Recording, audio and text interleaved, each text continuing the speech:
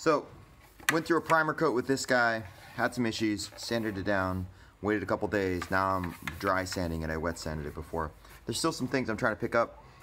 We actually went ahead and painted the first coat on this guy. Sorry, his box got a little over there, but first paint on this guy. The primer is a little better off there, so it was a little easier. The lines are a little simpler in terms of, there's a lot more work on the front end, but definitely a helmet that has a lot more sort of non-circle kind of parts besides that center right there.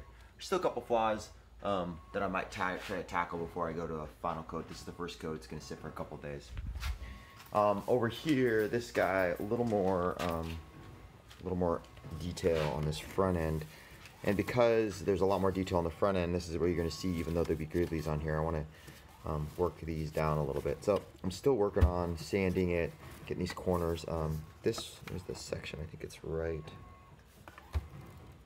Yeah, both these kind of have a little bit of an extra little gunk in the corners there. A little bit of stuff there in that corner there.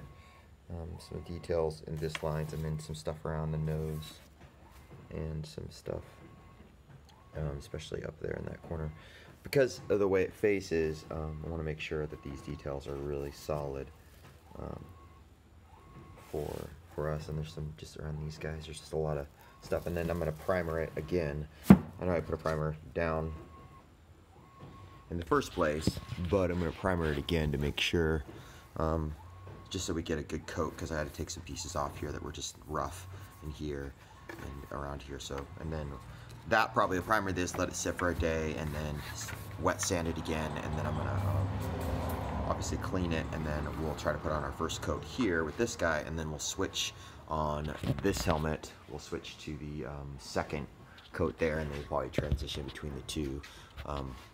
One day, wait, and then be able to work on different helmets at different times. So that's kind of the story there. So we're going to work on that and hopefully get some more details worked out there.